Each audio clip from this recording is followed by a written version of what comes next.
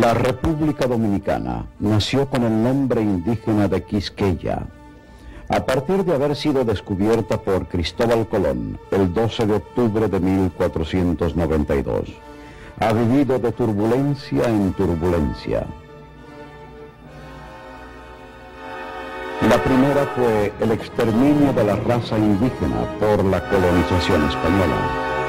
Fue tan cruel la matanza de más de 80.000 indígenas que el padre español Fray Antón de Montesino los defendió y dijo: ¿con qué derecho y con qué justicia tenéis en tan cruel y tan horrible servidumbre a esta gente?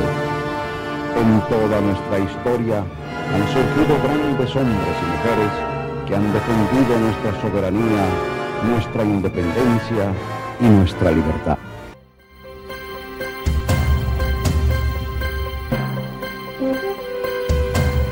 Ideado por nuestro director general, licenciado Pedro Cava, para testimoniar los hechos históricos del siglo XX, el serial Nuestro Siglo, 100 años de historia, nueva vez está en el aire, con guión del laureado dramaturgo Iván García y producido por Carlos Vaz y Hugo Mateo. Nuestro Siglo rememora también los años gloriosos del arte y el espectáculo de Radio Televisión Dominicana. Eventos relacionados con la intervención armada norteamericana a nuestro país del 1916 al 1924, así como también con los hechos que dieron paso a la tiranía de Trujillo, años de gloria y todos los acontecimientos políticos, económicos y sociales de sus 31 años de poder hasta la muerte del tirano, son documentados en este especial. Los capítulos de Nuestro Siglo refieren también el inicio del gobierno de Juan Bosch y la siembra democrática de este inolvidable líder político y de los responsables del golpe de Estado que pusieron fin a su gobierno. El ascenso al poder por la vía democrática de Joaquín Balaguer aparece documentado en este esfuerzo de Radio Televisión Dominicana por preservar la memoria histórica del siglo XX.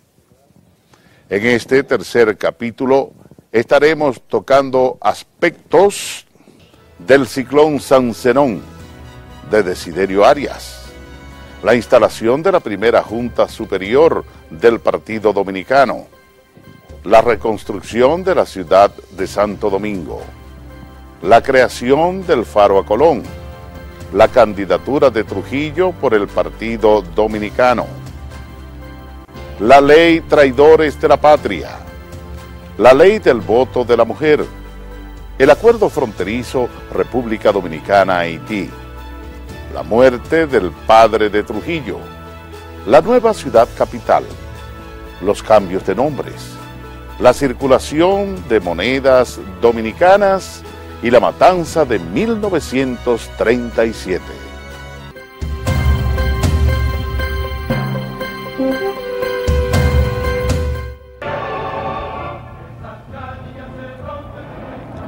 El 3 de septiembre, un ciclón bautizado como San Zenón deja un saldo de más de 2.000 muertos y 20.000 heridos.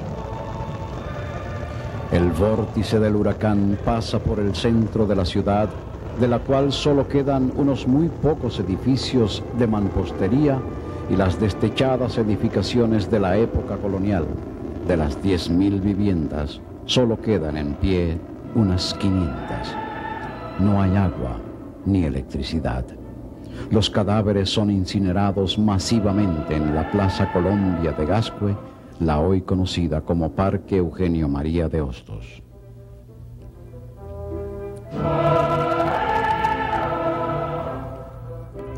Dos meses después, muere Cipriano Bencosme, antiguo luchador antiintervencionista, diputado al Congreso y primer opositor de Trujillo. Muere en una emboscada en las lomas del Mogote. Su cadáver, enviado a Moca en Parihuelas, es profanado públicamente. La muerte de Cipriano Bencosme fue uno de los hitos importantes del establecimiento de la tiranía de Trujillo, ya que era un conspicuo seguidor de Horacio Vázquez, un hombre fuerte de la zona del Cibao, con mucho prestigio, un importante ganadero, un hombre pues de influencia social considerable principalmente en Moca.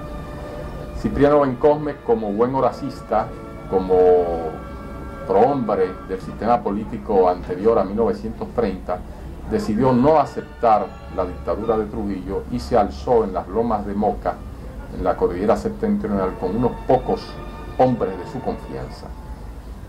Su muerte respondió a la imposibilidad de que individuos como él, vinculados a las antiguas guerras de caudillos, ya pudiesen hacer frente a la fuerza militar dirigida por Trujillo, que provenía de la intervención militar norteamericana, lo que creaba una situación nueva de subordinación de la población, de la sociedad en sentido general, en relación a la capacidad de represión centralizada por el Estado que heredó Trujillo.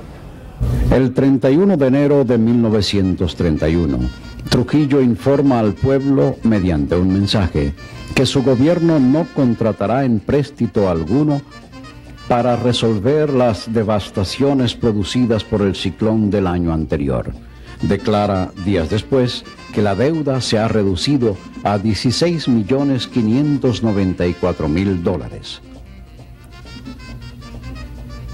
En marzo, el presidente se traslada a Santiago, según parece, para estar más cerca de los focos de subversión que ya han estallado en el Cibao bajo el liderato de un Desiderio Arias ya cansado.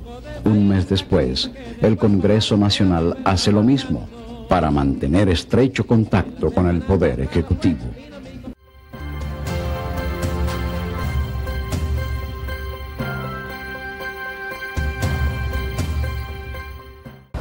Desiderio Arias fue otro de los viejos dirigentes políticos antes de 1930 que finalmente decidió oponerse a Trujillo, después de haber sido un componente de los manejos que utilizó Trujillo para llegar al poder en 1930. Trujillo había conspirado con algunos dirigentes políticos, entre ellos Estrella Ureña y Desiderio Arias.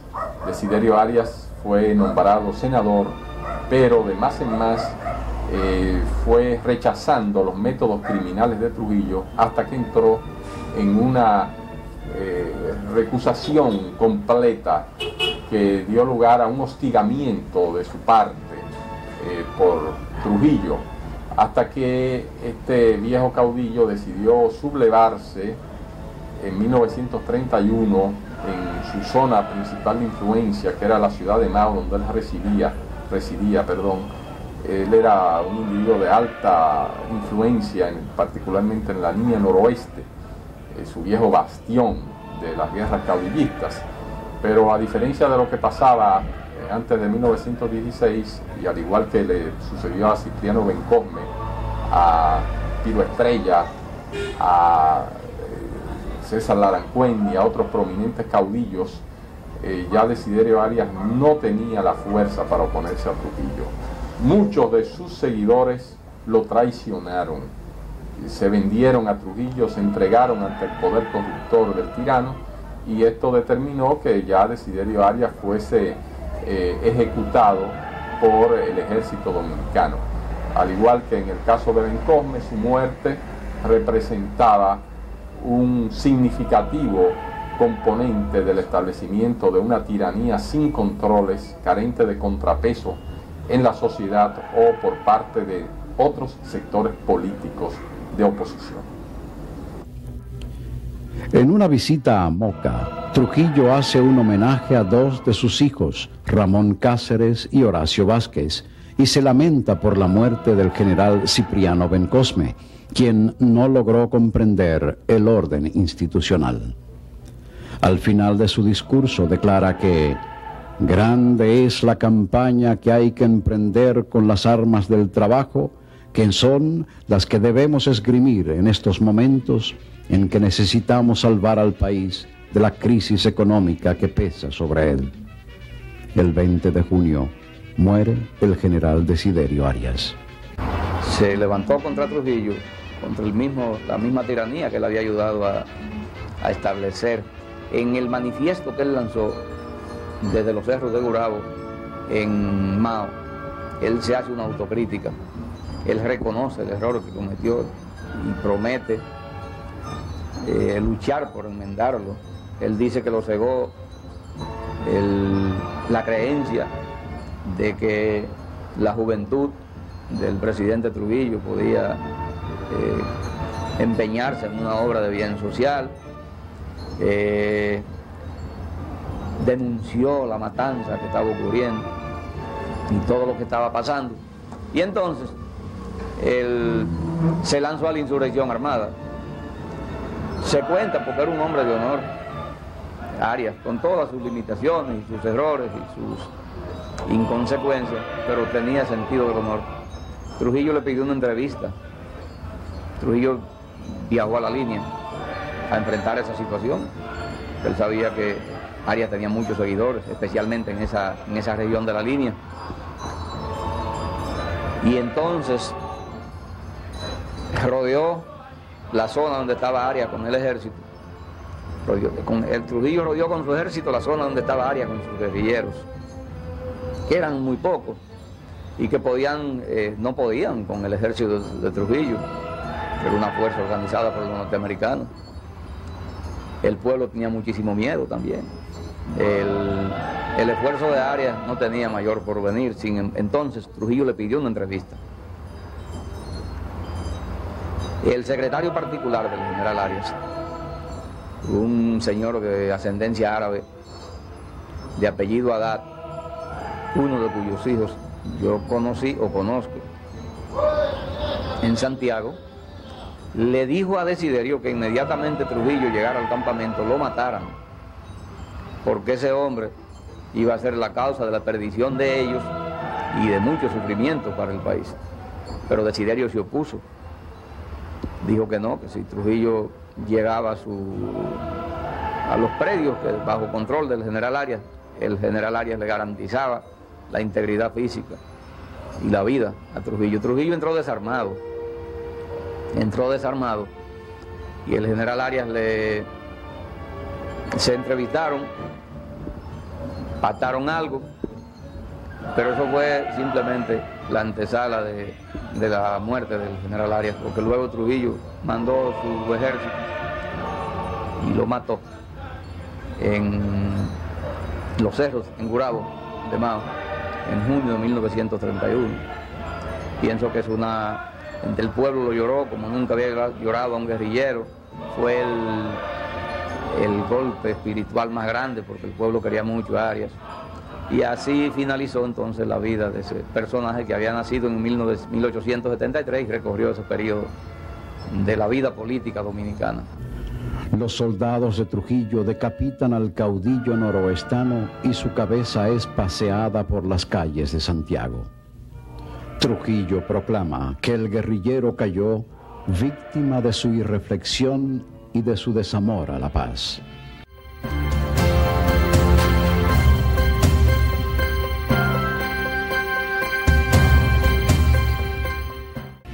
Ya de regreso en Santo Domingo, el 16 de agosto, dentro de las celebraciones del primer aniversario del gobierno, es instalada la primera Junta Superior Directiva del Partido Dominicano, la cual tiene como presidente a Mario Fermín Cabral.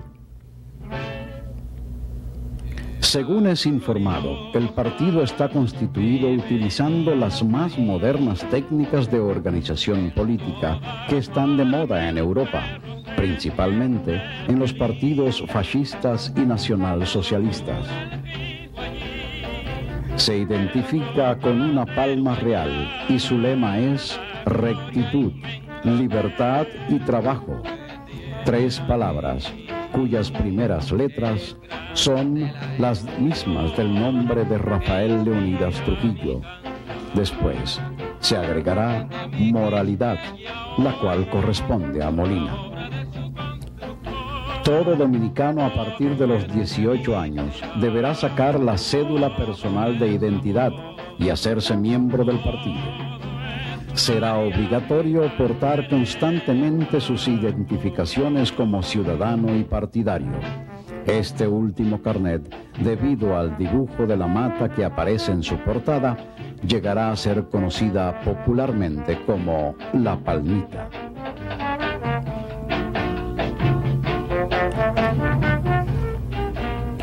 Una ley de emergencia es aceptada por el Senado, mediante la cual se autoriza al gobierno a pagar solamente los intereses de la deuda externa. A fin de año, y luego de reuniones con banqueros e industriales del país en el Palacio Nacional, Rafael Trujillo asume el mando supremo de las Fuerzas Armadas de la República y se desplaza por vía marítima en un recorrido militar por varias regiones del país.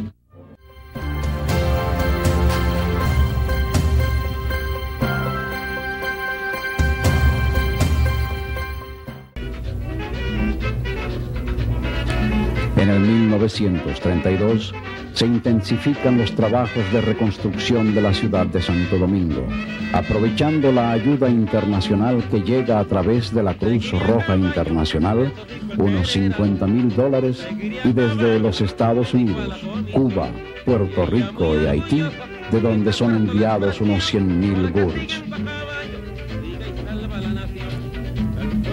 Trujillo pide al arzobispo Noel que permita el traslado de la Virgen de la Altagracia hacia la capital, para que sirva de aliento a los que sufren, y utiliza su automóvil personal para hacerlo. Mientras tanto, conserva la tranquilidad mediante su organización paramilitar, la 42, con la cual elimina a los opositores.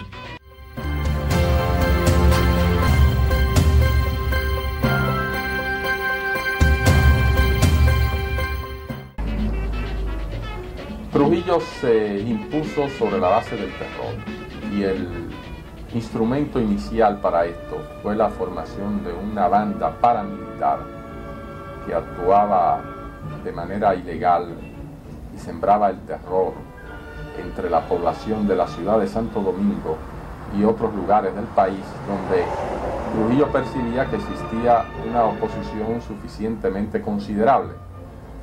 Esta banda de forajidos se llamó la 42 y estaba dirigida por el capitán Miguel Ángel Paulino, uno de los tantos integrantes del séquito de Trujillo, reconocido posteriormente por su extrema capacidad criminal.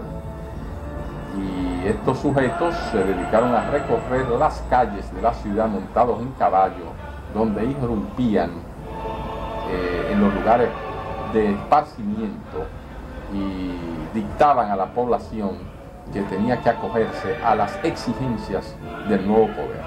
Una de las anécdotas que se puede recordar de la actuación de estos maleantes fue la golpiza que sufrieron quienes estaban sentados en tertulia inocente en el Parque Colón en una ocasión que el tirano, en los primeros días de su dominio, pasó por enfrente. La gente no se paró e hizo facto. Los integrantes de la 42 empezaron a repartir inclementemente golpes sobre todos esos ciudadanos para darles a demostrar que en lo adelante, cada vez que Trujillo pasara, tenían la obligación de levantarse de sus asientos. José Trujillo Valdés, padre de Rafael Leonidas, es designado como diputado al Congreso Nacional.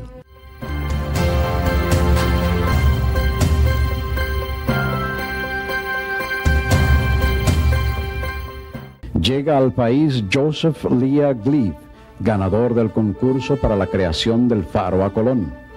Trujillo lo recibe y dice que el faro no solo ha de ser testimonio de eterno reconocimiento al insigne marino, ni agigantada forma de su sueño y obra luminosos, sino, lo que es aún más, símbolo de armonía internacional por la ley suprema, el amor, que no de otra manera puede llegarse a la confraternidad feliz de las naciones.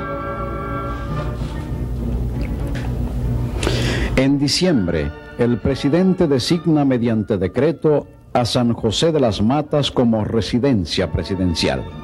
Se encontraba allí desde mayo disfrutando del aire puro por recomendaciones médicas. Desde allí proclama a los dominicanos ausentes de la patria por cuestiones políticas que no importan las razones que haya podido motivar su voluntario extrañamiento, todos ellos pueden regresar libremente al país, donde disfrutarán de las garantías y seguridades estatuidas por la Constitución y las leyes, y donde le aguardan mis brazos de soldado y de ciudadano que no saben de perfidia ni de engaño. Al trasladarse al Cibao, Trujillo operó de acuerdo a los parámetros de la política anterior a 1916, donde él se había ya formado de joven. Y es que en esa época la ciudad capital todavía no lograba imponerse sobre las distintas regiones del país en las cuales surgían movimientos revolucionarios.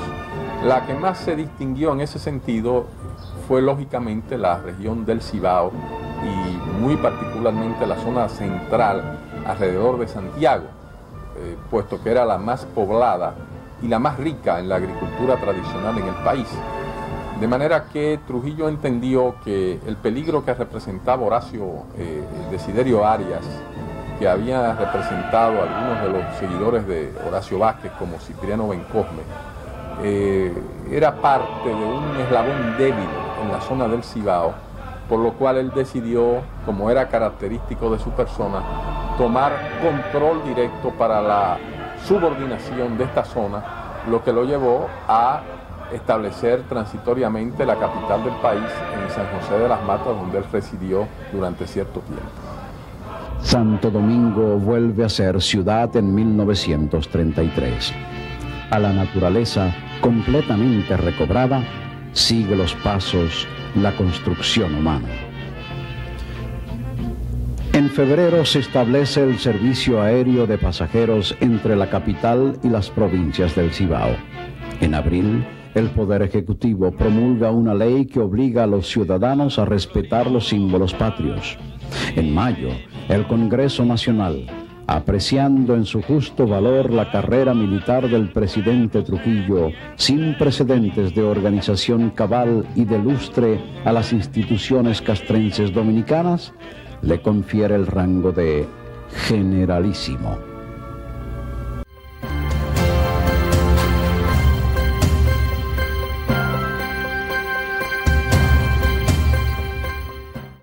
El Partido Dominicano proclama el 19 de mayo la candidatura presidencial de Trujillo, quien ya había declarado que estaba dispuesto a aceptarla. En su discurso conmemorativo de la restauración de la República, el 16 de agosto, dice que «Soy más que sostén de la paz en mi país, un colaborador de la paz universal», y proclama que nuestra labor es la continuación de lo que representan el histórico Baluarte y Capotillo. Tras su discurso recibe la Gran Cruz del Benefactor de la Patria que le otorga el Congreso. Al final del mismo mes, este organismo decide que todas las obras públicas inauguradas en el país llevarán una placa de bronce indicando que fueron construidas durante el período presidencial del generalísimo Trujillo.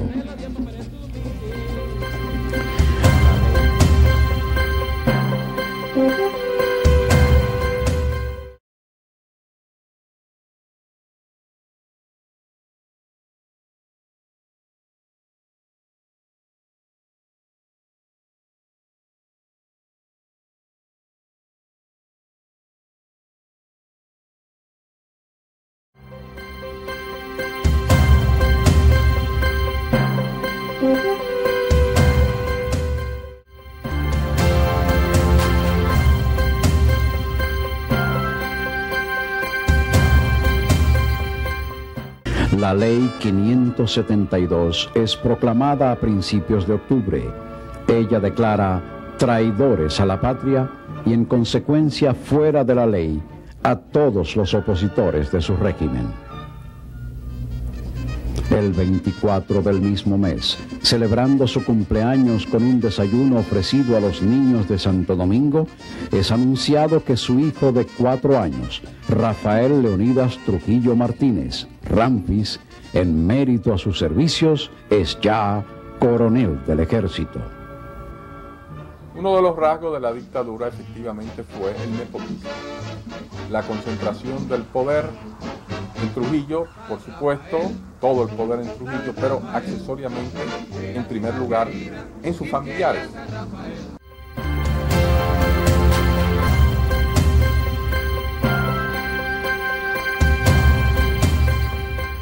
Trujillo era una mezcla aberrante de modernización y de tradicionalismo a grados a veces ridículos y arcaicos, como fue el hecho de que un niño, un infante, fuese designado alto oficial de las Fuerzas Armadas.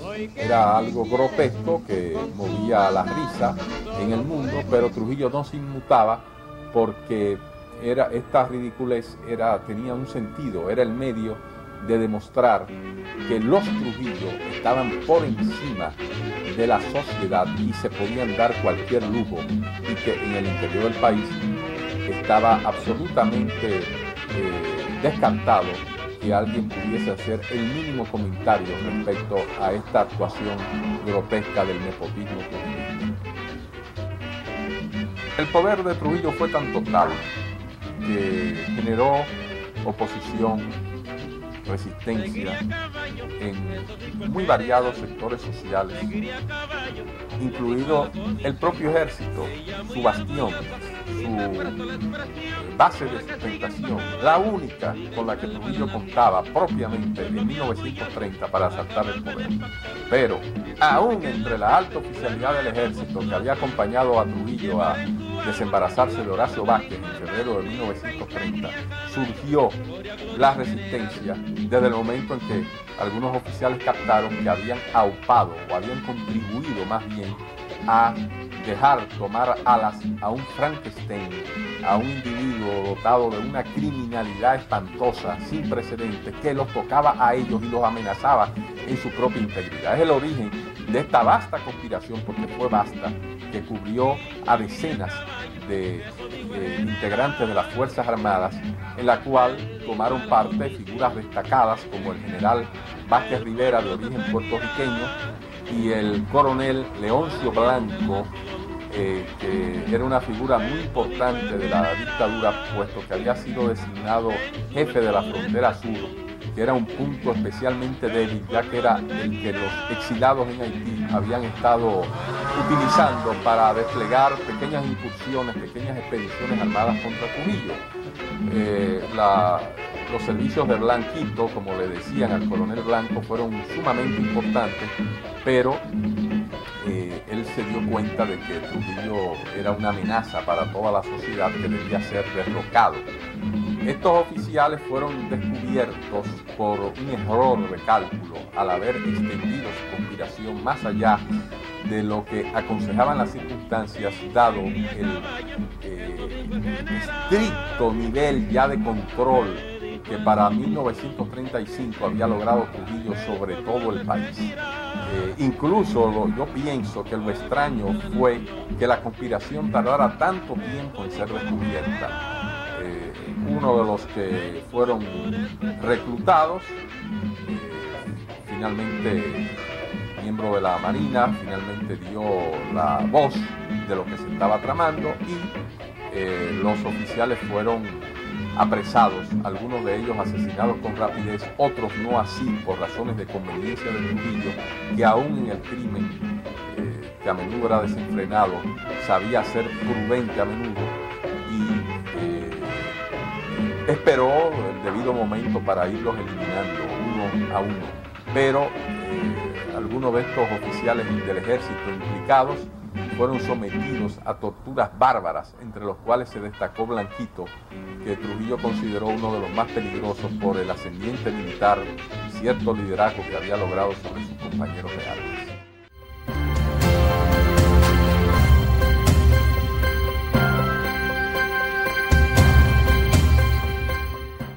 En noviembre es promulgada una ley que concede el voto simbólico a las mujeres para poder apreciar si conviene reformar la Constitución en el futuro. En diciembre, desde la Sabana de San Tomé, campo de batalla de la independencia, el flamante generalísimo manifiesta: no hay peligro en seguirme. Al aceptar oficialmente la postulación presidencial del Partido Dominicano como candidato único, Trujillo declara en febrero de 1934 que solo me han compulsado a inclinarme ante la voluntad de mi partido la comprobación de que la universalidad de los dominicanos, con fragoroso clamor de oleada popular, impetra mi continuación en el poder, y mi persuasión de que si mi nombre se inhibiera del debate, horas de negro infortunio vendrían para la patria. En marzo es develada en la ciudad de Santiago una conspiración para asesinar a Trujillo. En ella han participado Ramón Vila Piola, Ángel Miolán y el general Daniel Ariza. Son perseguidos. El 16 de mayo resultan elegidos Rafael Leonidas Trujillo Molina, presidente de la República, y Jacinto B. Peinado, vicepresidente. Obtienen la aprobación unánime de 256.423 votos, con una abstención de 30.000 ciudadanos inscritos. 2 días después, inaugura un nuevo puente sobre el río Iguamo, el cual lleva el nombre de su hijo, Ramfis. Dice en su discurso que no le cuadra a su temperamento poner primeras piedras, sino las últimas, y que mis mejores discursos están en lengua de bronce sobre la superficie de los ríos y en lengua de oro sobre la superficie de los campos. Que su pecado castigará.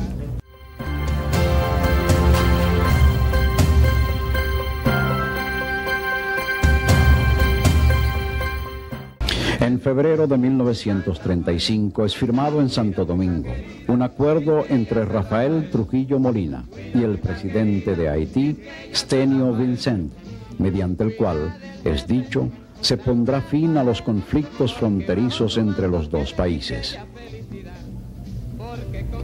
La calle El Sol, principal arteria comercial de Santiago, será llamada a partir de marzo Presidente Trujillo. El presidente hace pasar una ley en el Congreso autorizando el divorcio para aquellas parejas que tengan más de 5 años de casados sin obtener hijos. Ese es el caso de su segunda esposa, Bienvenida Ricardo, quien se encuentra fuera del país en un tratamiento para poder concebir. En consecuencia, es sustituida por la españolita, María Martínez, madre de Ramfis, quien contrae matrimonio con el benefactor en la casa del vicepresidente Jacinto Peinado y su esposa Mercedes Soler de Peinado. En los mismos días de abril es asesinado en Nueva York el exiliado Sergio Bencosme por Luis Fuente Rubirosa, un pariente del esposo de Flor de Oro Trujillo, la hija mayor del presidente.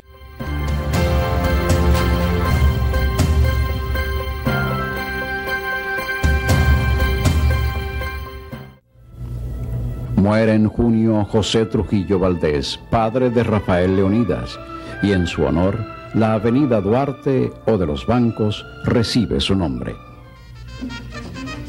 La antigua Plaza Colombina es remodelada y bautizada como Parque Infantil Ramfis.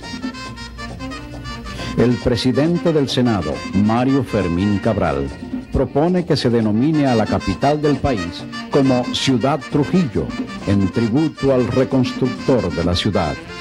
El presidente declina ese honor. Es creada la Secretaría de Estado de Industria y Comercio. Se hacen grandes avances en el sistema de comunicación. Ramón Santana, San Cristóbal, Guayubín, Santiago Rodríguez, Cotuí, Sabana de la Mar y Miches ya tienen comunicación telefónica. Además, queda inaugurado el circuito radiotelefónico internacional entre Cuba, Estados Unidos, México, Canadá, Europa y la República Dominicana. A finales de año se le presenta a Trujillo un conflicto internacional.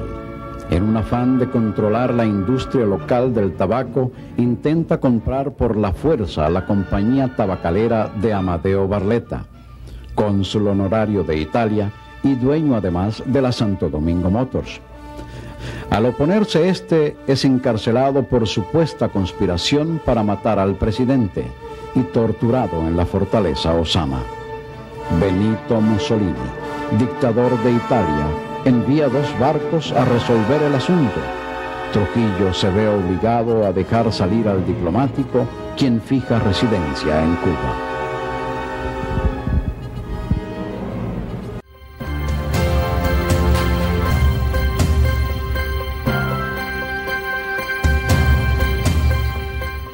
El año 1936 se inaugura con el cambio de nombre de la ciudad capital.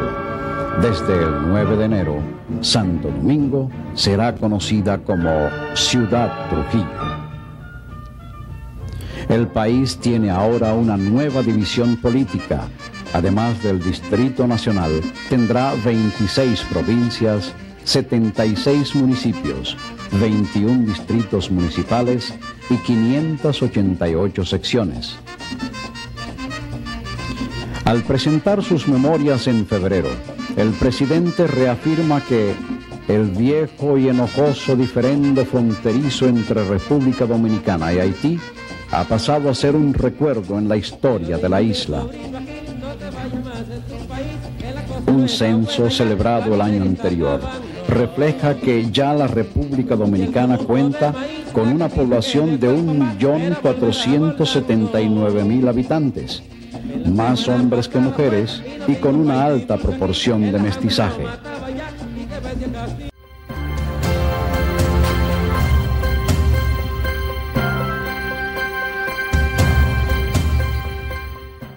En febrero es reinaugurada la Avenida Colombina, que ahora se llamará George Washington. Desde abril, Bonao se llamará Monseñor Noel.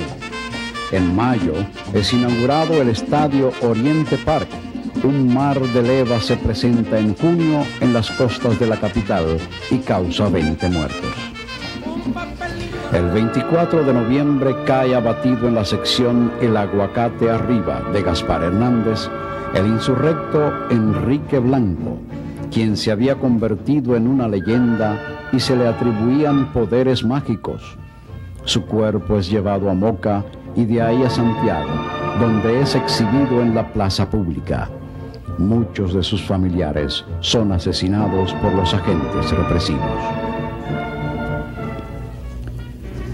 Desde Bonao, ciudad en la que vive su hermano José Arismendi Trujillo Molina, Petán, Trujillo deplora que ciudadanos porten armas con permiso de sus familiares y advierte que recibirá el escarmiento merecido cualquier funcionario, pariente o amigo suyo que tienda a disgregar las fuerzas del partido o las de su gobierno.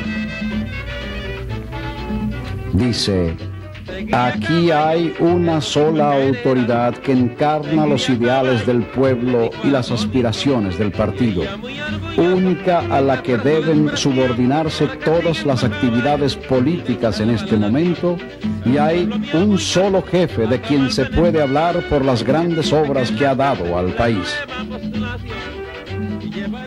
Trujillo entendía que solo podía haber una fuente de poder en el país. Era él, y más nada, absolutamente más nada. Por esto, salvo 2 o 3 casos, todos los crímenes que Trujillo cometía se debieron a la voluntad expresa de Trujillo. Por lo menos los crímenes con una connotación política. Entonces, de más en más, como parte del sometimiento total del país, Trujillo le restaba atribuciones a todo el mundo y ponía a todo el mundo a girar alrededor de su voluntad.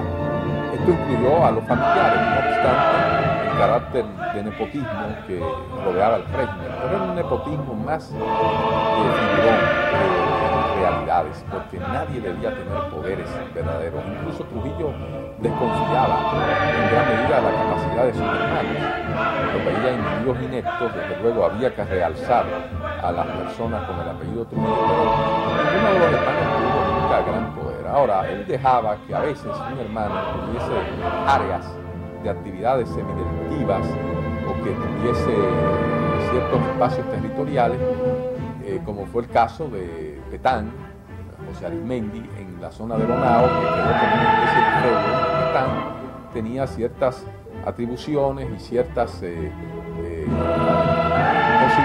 de ejercer el dominio como una especie de procónsul honorario de Trujillo. Pero llegó un momento en que este señor se propasó en las atribuciones, empezó a abusar y Trujillo lo consideró intolerable y pronunció un discurso célebre dedicado a detractar a Petán, sin mencionar su nombre, por supuesto, como representación de un concepto superado de autoridades locales. Es decir, Trujillo se presentaba como el modernizador, el centralizador de una obra de gobierno que estaba siendo obstaculizada por individuos como su hermano. Aquí tenemos un elemento muy aleccionador de los mecanismos totalitarios del poder que representaba este tirano, que implicaban subordinar a todo el mundo y desconfianza frente a todo el mundo, incluyendo sus familiares, ya que, como se supo, Petán encabezó una conspiración para derrocar al hermano, ya que él aspiraba a ser el depositario de todo el poder. Trujillo tenía conciencia de estas debilidades de las personas más cercanas con sus propios hermanos. Y en esa ocasión de la conspiración, Petán salvó la vida milagrosamente por intercesión de su madre, a diferencia de lo que había sucedido a otro de sus hermanos, que parece que un poco apoderado de una situación de locura, fue finalmente asesinado por Trujillo.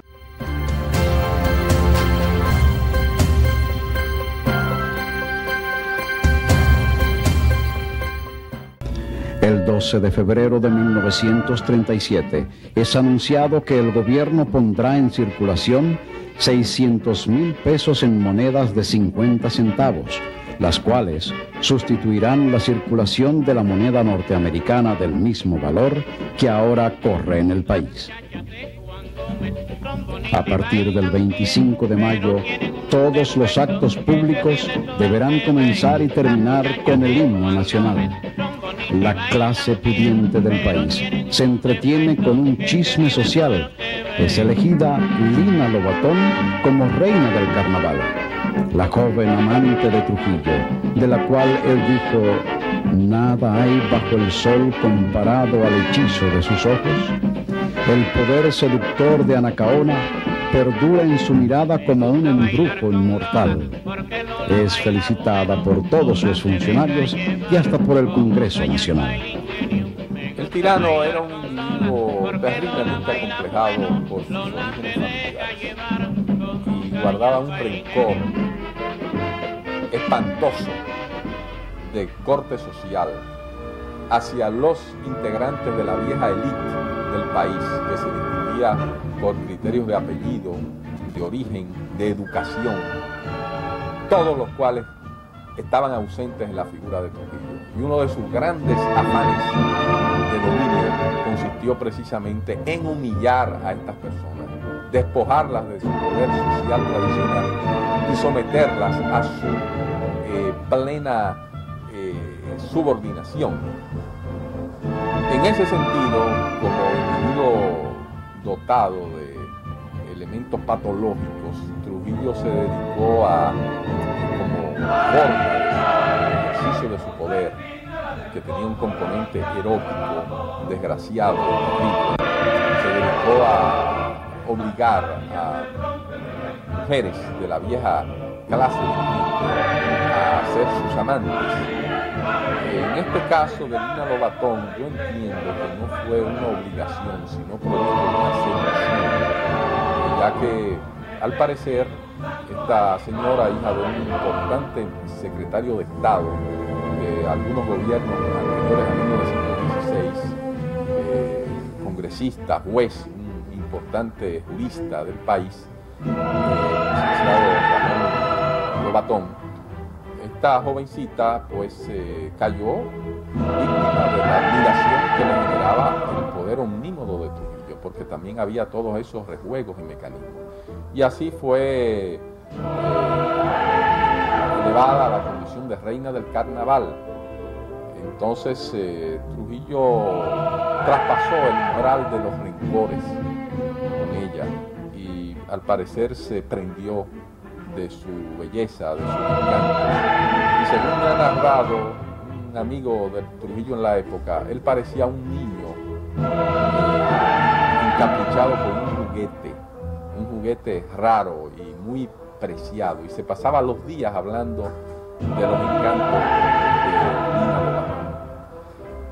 Se dio el caso de que la atracción de Trujillo por esta señora fue tan intensa que María Martínez, la esposa, quien estaba obligada a tolerar las aventuras extraconyugales del tirano por razones obvias, el poder total, que incluía el poder total sobre las mujeres y sobre ella también, entró en una crisis de celo irresistible que la llevó a planear el asesinato de Lina Lobatón, lo que se dice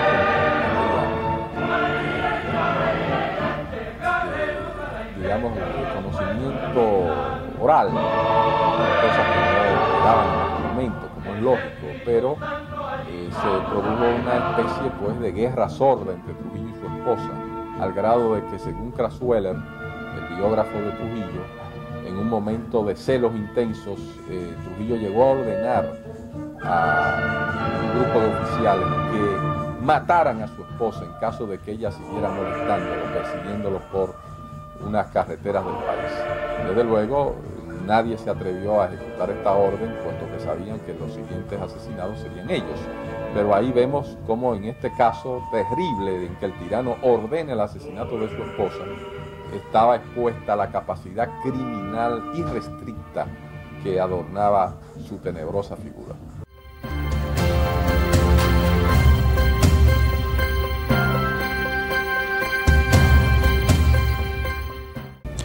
Joaquín Balaguer, canciller interino de la República, declara que han muerto algunos haitianos en escaramuzas sostenidas entre estos y terratenientes dominicanos.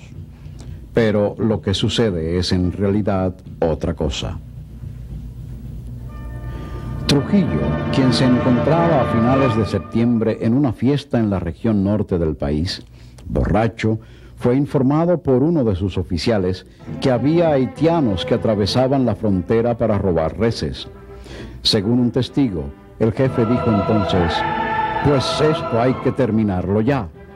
Y así comenzó una matanza que, según se estableció posteriormente, llegó a la suma de 17,000 hombres, mujeres y niños.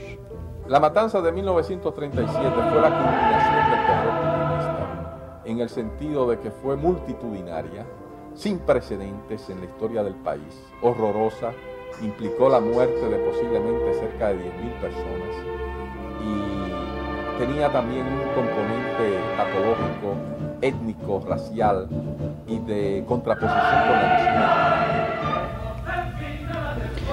Ya sobrio, el 4 de octubre, el presidente lanza un enérgico discurso pronunciado en Dajabón, una proclama sobre la dominicanización fronteriza, la cual, según declara, es ocupada pacíficamente por los haitianos.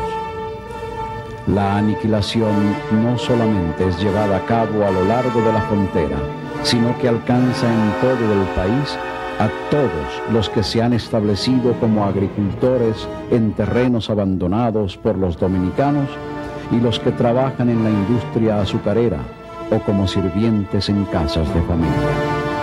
Este genocidio provocará grandes reacciones internacionales, pero no logrará terminar con el reinado de terror que aún no ha alcanzado ni siquiera la mitad de su extensión y de su horrenda magnitud. Gracias por la sintonía. Nos reencontraremos la próxima semana en Nuestro Siglo, donde estaremos viendo de cerca el surgimiento de los partidos políticos antitrujillistas a partir de 1939. Hasta entonces.